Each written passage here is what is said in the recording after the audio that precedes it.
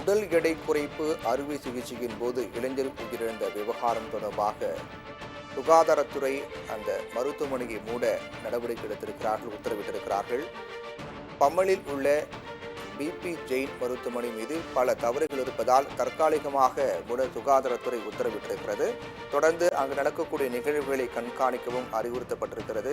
அவசர கால மருத்துவர்கள், கருவிகள் இல்லை என்பது உறுதி செய்யப்பட்டிருப்பதாகவும் இதன் காரணமாக இந்த நடவடிக்கை மேற்கொள்ளப்பட்டிருப்பதாக சுகாதாரத்துறையின் அறிக்கை விசாரணையில் தெரிவிக்கப்பட்டிருக்கிறது.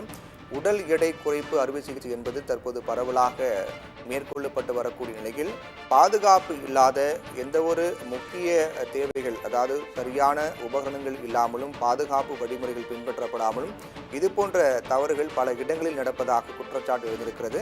அந்த வகையில் உடல் எடை குறைப்பு சிகிச்சையின் போது இளைஞர் உயிரிழந்த விவகாரம் தற்போது மிகப்பெரிய சர்ச்சையாக மாறியிருக்கிறது.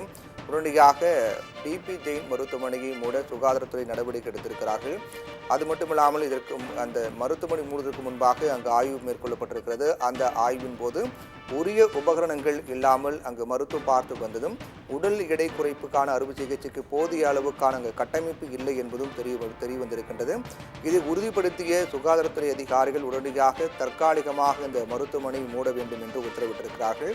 அதேபோன்று மற்ற இடங்களில் இதுபோன்று செயல்படுகிறதா என்பதையும் தீவிரமாக கண்காணிக்க வேண்டும் என்று உத்தரவிடப்பட்டிருக்கிறது. பம்மலில் செயல்பட்டு வந்த பிபி ஜெயின் மருத்துவமனை மீது பல்வேறு தவறுகள் இருந்ததாகவும் அந்த தவறுகளின் தொடர்ச்சியாகவே இந்த உடல் எடை குறைப்பு அறுவை சிகிச்சை என்பது மேற்கொள்ளப்பட்டதாகவும் சரியான கருவிகள் இல்லாமல், சரியான அதற்கான உபகரணங்கள் எதுவும் இல்லாமல் மேற்கொள்ளப்பட்ட காரணத்தால் உயிரிழப்பு என்பது ஏற்பட்டிருப்பதாகவும் இந்த விசாரணையின் போது, ஆய்வின் போது தெரிய வந்திருக்கிறது. உடனடியாக அந்த மருத்துவமனை தற்காலிகமாக மூட வேண்டும் என்றும் அறுவை சிகிச்சை மேற்கொள்ள போதிய மருத்துவர்கள், தொழில்நுட்ப வல்லுநர்கள் இல்லை என்ற குற்றச்சாட்டின் அடிப்படையிலும் இந்த மருத்துவமனை தற்காலிகமாக மூட வேண்டும் என்று சுகாதாரத்துறை தரப்பில் உத்தரவிட்டு நடவடிக்கை எடுக்கப்பட்டிருக்கிறது.